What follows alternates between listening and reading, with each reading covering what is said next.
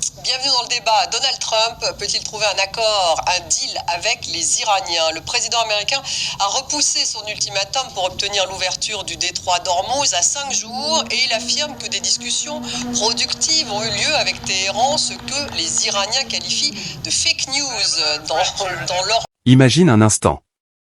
Le détroit d'Ormuz bloqué. Le pétrole mondial paralysé. Les marchés au bord du chaos. Et au centre de cette tempête, une décision. Celle de Donald Trump. Un jour, il menace l'Iran de destruction totale. Le lendemain, il parle de négociations. Puis, il annonce presque la fin de la guerre. Alors une question se pose. Trump est-il en train de changer de stratégie, ou joue-t-il une partie beaucoup plus complexe? Bienvenue dans cette analyse complète. Partie 1. Imagine une nuit sans lune dans le golfe Persique. Le silence est presque total. Puis, un bruit sourd. Un drone traverse le ciel. Un destroyer américain change brusquement de trajectoire. Un tanker ralentit. Des communications radio s'affolent. Et quelque part, dans un bunker, une décision est sur le point d'être prise. Une décision qui peut faire exploser le prix du pétrole. Déclencher une guerre régionale. Ou plonger le monde dans une crise économique majeure. Au cœur de cette tension, Donald Trump. Un homme connu pour ses décisions imprévisibles. Un jour, il menace de raser un pays. Le lendemain, il parle d'accords historiques. Alors aujourd'hui, une question domine. Est-il en train de changer de cap face à l'Iran? Chapitre 1, une rivalité qui remonte à plus de 40 ans. Pour comprendre ce conflit, il faut remonter à un moment clé de l'histoire. La rupture entre les États-Unis et l'Iran. Avant cela, l'Iran était un allié stratégique des États-Unis. Mais tout bascule avec une révolution majeure au Moyen-Orient. Le régime change. L'équilibre régional s'effondre. Les relations deviennent hostiles. Depuis, les deux pays ne se font plus confiance. Chapitre 2, une guerre sans déclaration. Contrairement au conflit classique, il n'y a jamais eu de guerre officielle entre les deux pays. Mais en réalité, une guerre existe déjà. Une guerre invisible. Cyberattaque. Sanctions économiques. Opérations clandestines. Affrontements indirects. Une guerre de l'ombre. Chapitre 3, l'arrivée de Trump au le tournant. Quand Donald Trump arrive au pouvoir, tout change. Sa vision est simple. L'Iran est une menace majeure. Il décide alors de casser la stratégie précédente. Et prend une décision historique. Sortir de l'accord nucléaire. Chapitre 4, la fin de l'accord nucléaire. Cet accord était censé limiter le nucléaire iranien. Éviter une guerre. Stabiliser la région. Mais Trump le juge inefficace. Dangereux. Trop favorable à l'Iran. Il décide donc de le quitter. Chapitre 5, la stratégie de pression maximale. Après cela, Trump lance une offensive économique. Objectif: mettre l'Iran à genoux, sans guerre directe. Mesure: sanctions économiques massives. Blocage des exportations de pétrole. Isolement international. Résultat: l'économie iranienne souffre. Mais l'Iran ne cède pas. Chapitre 6, l'effet inverse. Au lieu de calmer la situation, la pression aggrave les tensions. L'Iran décide de répondre. Pas frontalement, mais intelligemment. Chapitre 7, la doctrine iranienne. L'Iran adopte une stratégie asymétrique. Cela signifie éviter une guerre directe. Frapper indirectement. Exploiter les faiblesses adverses. Chapitre 8, l'arme ultime, le détroit d'Ormuz. Et là, tout devient clair. L'Iran possède une carte maîtresse. Le détroit d'Ormuz. Un passage stratégique mondial. Si ce passage est perturbé, le monde entier tremble. Chapitre 9, une bombe économique mondiale. Pourquoi? Parce que une grande partie du pétrole mondial y passe. Les économies dépendent de ce flux. Donc, bloquer Hormuz égale attaquer l'économie mondiale. Chapitre 10, les premiers signaux d'escalade. Petit à petit, des navires sont attaqués. Des tensions apparaissent. Des incidents se multiplient. Le monde commence à s'inquiéter. Chapitre 11, la montée de la tension. Les États-Unis réagissent. Renforcement militaire. Déploiement naval. Avertissement. Trump adopte un ton dur. Très dur. Chapitre 12, menace directe. Trump envoie un message clair. Si l'Iran franchit la ligne, il y aura des conséquences massives. Le ton est donné. Chapitre 13, le monde au bord du conflit. À ce stade, une étincelle suffit. Les analystes parlent de guerre imminente, de conflit régional, de crise globale. Chapitre 14, mais Trump n'est pas prévisible. Et c'est là que tout devient intéressant. Car Trump ne suit jamais un schéma classique. Chapitre 15, le début des contradictions. Un jour, il menace. Le lendemain, il parle de paix. Puis, il change encore. Chapitre 16, une stratégie ou un chaos? Deux possibilités. Stratégie calculée. Ou improvisation totale. Chapitre 17, la question centrale. Trump change-t-il réellement de cap? Ou suit-il un plan plus complexe? Le conflit ne fait que commencer. Et le plus important reste à venir. Escalade militaire. Décision critique. Retournement stratégique. Partie 2, la stratégie de Trump entre pression et calcul. La tension est à son maximum. Les lignes rouges sont floues. Les alliés doutent. Les ennemis observent. Et au centre de ce chaos stratégique, une doctrine prend forme. Une doctrine brutale. Directe. Et profondément controversée. La pression maximale. Chapitre 18, comprendre la logique de Trump. Pour comprendre les décisions de Trump, il faut comprendre sa manière de penser. Contrairement au président traditionnel, il ne fonctionne pas comme un diplomate. Il agit comme un négociateur. Son approche repose sur une idée simple. Créer un rapport de force extrême. Chapitre 19, la méthode du deal. Avant la politique, Trump était un homme d'affaires. Et il applique la même logique. Mettre la pression. Déstabiliser l'adversaire. Obtenir une concession. C'est une stratégie de confrontation calculée. Chapitre 20, une stratégie à haut risque. Mais ce type de stratégie pose un problème majeur. Elle fonctionne, jusqu'à un certain point. Dans le cas de l'Iran, la pression économique fonctionne. Mais elle provoque aussi une réaction violente. Chapitre 21, l'arme des sanctions. Les sanctions deviennent l'arme principale des États-Unis.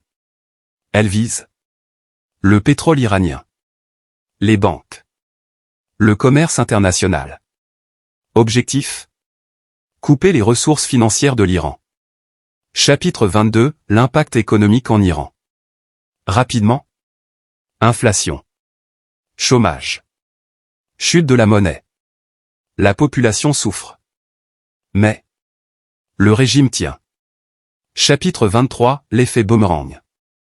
Au lieu de s'effondrer, l'Iran s'adapte. Il développe des réseaux alternatifs. Des alliances stratégiques. Une économie de résistance. Chapitre 24, les alliés de l'ombre. L'Iran n'est pas seul. Il bénéficie de soutiens indirects. Réseaux régionaux. Partenaires économiques. Puissances intéressées. Ce qui complique la stratégie américaine. Chapitre 25, la dimension militaire. Face à la résistance iranienne, les États-Unis augmentent la pression militaire. Porte-avions. Bases avancées. Drones. Forces spéciales. Le message est clair. Nous sommes prêts. Chapitre 26, la stratégie de dissuasion. Trump ne cherche pas forcément la guerre totale. Il veut éviter le conflit direct. Mais il veut que l'Iran y croie. C'est ça, la dissuasion. Convaincre l'adversaire que tu es prêt à tout. Chapitre 27, le risque de mauvaise interprétation. Mais cette stratégie est dangereuse. Pourquoi? Parce que une erreur de calcul peut tout déclencher. Un missile mal interprété. Une attaque mal attribuée. Une réaction trop rapide. Et la guerre éclate. Chapitre 28, les premiers affrontements indirects. Petit à petit. Incidents maritimes. Drones abattus. Tensions militaires. La situation devient explosive. Chapitre 29, le point de non-retour. À ce moment-là, le monde pense que la guerre est imminente. Mais Trump ne déclenche pas. Chapitre 30, pourquoi Trump hésite? Plusieurs raisons expliquent cette tenue. 1. Le coût humain. Une guerre contre l'Iran serait massive. 2. Le coût économique. Impact direct sur le pétrole et les marchés. 3. Le risque politique.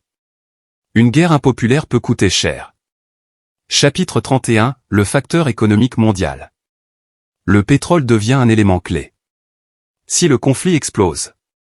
Prix en hausse. Inflation mondiale. Crise économique. Trump doit en tenir compte. Chapitre 32, une stratégie en 3 phases. La stratégie de Trump semble suivre un schéma. 1. Pression maximale. 2. Escalade contrôlée. 3. Ouverture à la négociation. Un cycle. Chapitre 33, le jeu du chaud et du froid. Trump alterne. Menace. Ouverture. Cela crée de l'incertitude. Et l'incertitude est une arme. Chapitre 34, objectif final. Le but de Trump n'est pas seulement militaire. Il veut un nouvel accord. Plus strict. Plus avantageux. Chapitre 35, un nouvel accord. Trump veut imposer contrôle total du nucléaire. Limitation militaire. Influence régionale réduite. Mais l'Iran refuse de céder facilement. Chapitre 36, l'équilibre de la peur. On entre alors dans une situation d'équilibre instable. Les deux camps peuvent frapper, mais hésitent. Chapitre 37, la guerre sans guerre. C'est une situation unique. Une guerre qui n'en est pas une. Pas de déclaration officielle. Mais des tensions constantes. Chapitre 38, Trump change-t-il déjà de cap? C'est ici que la question revient. Trump commence à ralentir. Moins de frappes. Plus de discours diplomatiques. Chapitre 39, une pause stratégique? Ce n'est pas un abandon. C'est une pause. Une pause pour observer. Recalculer. Ajuster. Chapitre 40, ce qui se prépare. Car en réalité, le plus important se joue en coulisses. Négociations secrètes. Pression internationale. Stratégie parallèle. La guerre n'a pas explosé. Mais elle n'est pas terminée. Et maintenant, tout va se jouer ailleurs. Dans l'ombre. Dans la diplomatie. Dans les alliances. Partie 3, l'Iran riposte la guerre asymétrique totale. Alors que les États-Unis montrent leur puissance militaire. L'Iran, lui, choisit une autre voie. Pas de confrontation directe. Pas de bataille frontale. Mais une stratégie beaucoup plus subtile. Beaucoup plus dangereuse. Une guerre invisible. Chapitre 41, comprendre la stratégie iranienne. L'Iran sait une chose. Il ne peut pas battre les États-Unis dans une guerre classique. Alors il change les règles. Il transforme le champ de bataille. Chapitre 42, la guerre asymétrique. La doctrine iranienne repose sur un principe. Frapper sans être directement frappé. Cela inclut opération indirecte. Attaque ciblée. Déstabilisation économique. Une guerre de l'ombre, mais efficace. Chapitre 43, multiplier les fronts. L'Iran ne combat pas seul. Il étend son influence à travers plusieurs zones. Moyen-Orient. Zone maritime. Réseaux alliés. Résultat, un conflit éclaté. Chapitre 44, les forces iraniennes. Contrairement à ce que l'on pense, l'Iran possède des atouts. Missiles balistiques. Drones avancés. Flotte rapide. Force spéciale. Mais leur vraie force, c'est leur stratégie. Chapitre 45, la guerre des drones. Les drones deviennent une arme clé. Surveillance. Attaque ciblée. Intimidation. Peu coûteux, mais redoutable. Chapitre 46, la guerre navale. Dans le Golfe, l'Iran joue un jeu très dangereux. Il utilise vedette rapide. Mine marine. Attaque surprise. Objectif: rendre la navigation incertaine. Chapitre 47, le détroit d'Ormuz sous pression. Le détroit devient une arme stratégique. L'Iran ne le ferme pas totalement. Il fait pire. Il crée de l'instabilité. Résultat: peur sur les marchés. Hausse des prix. Pression mondiale. Chapitre 48, les attaques indirectes. Plutôt que d'attaquer directement les États-Unis, l'Iran cible des navires commerciaux, des infrastructures, des alliés stratégiques. Une guerre sans signature claire. Chapitre 49, la stratégie de déni. L'Iran utilise une technique. Le déni plausible. Cela signifie difficile de prouver sa responsabilité. Éviter une riposte directe. Une arme politique très efficace. Chapitre 50, la guerre psychologique. Mais la guerre ne se limite pas aux armes. Elle est aussi mentale. L'Iran joue sur la peur, l'incertitude, la pression. Chapitre 51, l'objectif iranien. L'Iran ne cherche pas forcément à gagner rapidement. Il veut durer. Épuiser l'adversaire. Créer un coût élevé. Chapitre 52, le rapport de force. Face aux États-Unis, l'Iran compense sa faiblesse militaire par la stratégie, la géographie, le temps. Chapitre 53, le facteur temps. Le temps est une arme.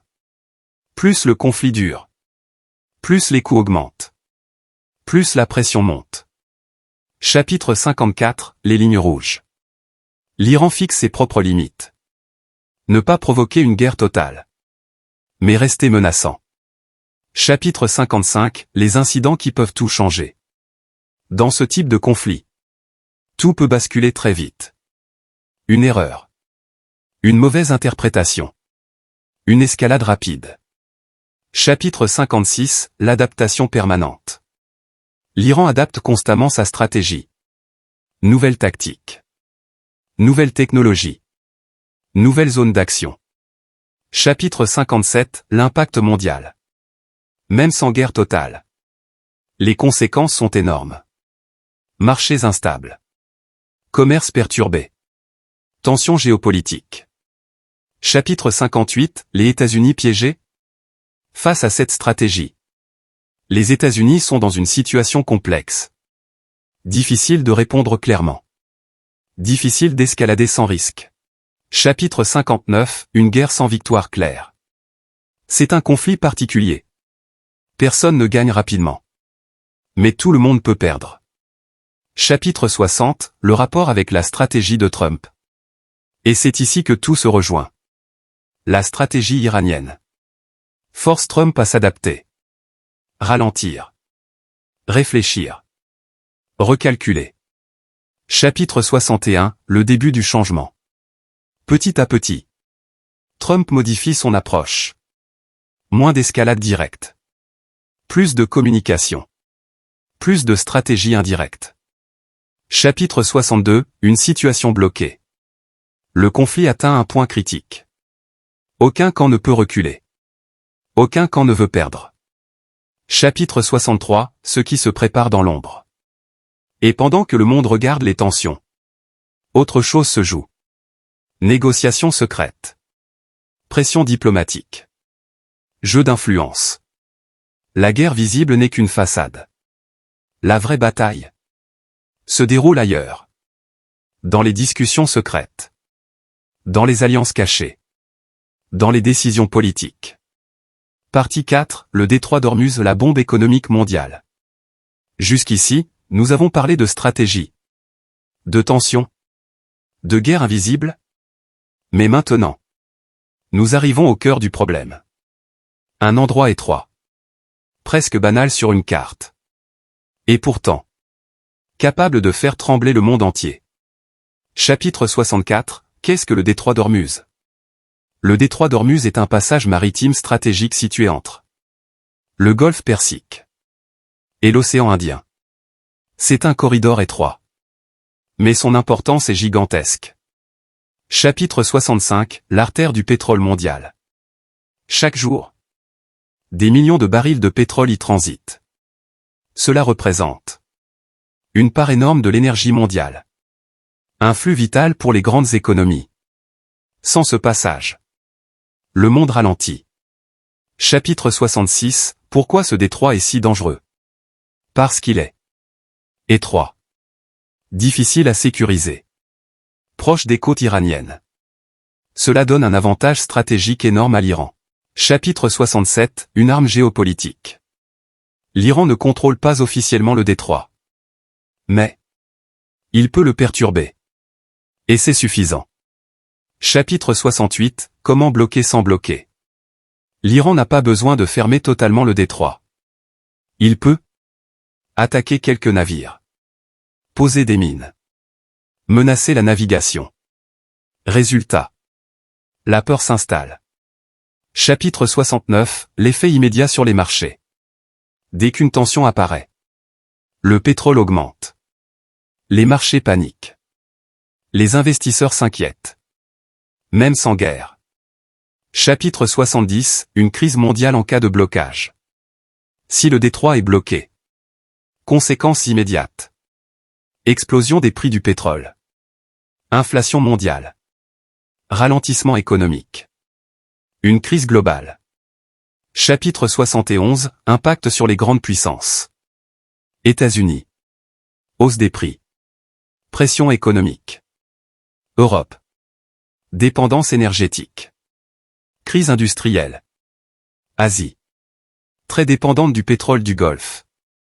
Tout le monde est touché. Chapitre 72, impact sur l'Afrique. Souvent oublié. L'impact sur l'Afrique est énorme. Hausse du carburant. Inflation. Coût de la vie en hausse. Les populations souffrent directement. Chapitre 73, le piège parfait. Le détroit d'Ormuz est un piège stratégique. Trop important pour être ignoré. Trop dangereux pour être contrôlé facilement. Chapitre 74, la stratégie iranienne autour d'Ormuz. L'Iran ne veut pas forcément le fermer. Il veut créer de l'incertitude. Maintenir la pression. Influencer les décisions mondiales. Chapitre 75, la réponse américaine. Les États-Unis tentent de sécuriser la zone. Patrouille navale. Alliance militaire. Escorte de navires. Mais le risque reste élevé. Chapitre 76, le risque d'escalade. Un simple incident peut déclencher une réaction militaire. Une escalade rapide. Une guerre ouverte. Chapitre 77, le scénario catastrophe. Imagine plusieurs navires attaqués. Le trafic stoppé. Les prix explosent. Le monde entre en crise. Chapitre 78, le calcul de Trump.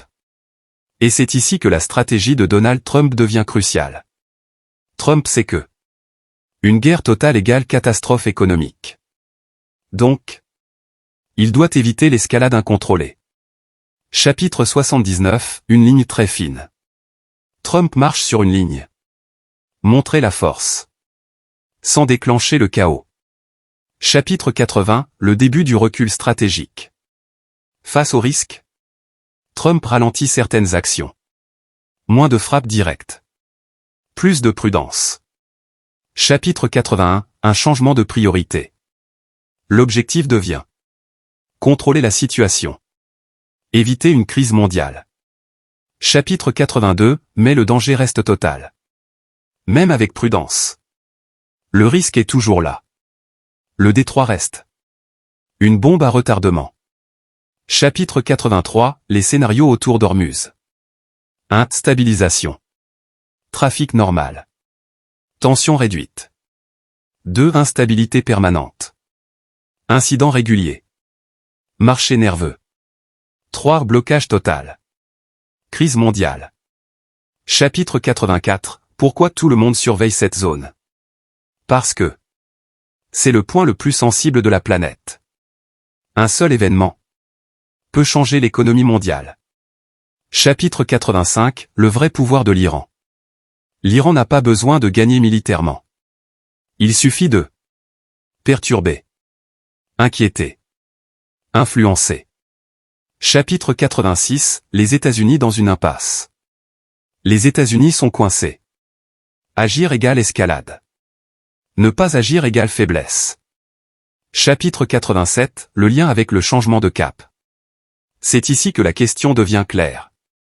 Trump change de cap parce que le coût devient trop élevé.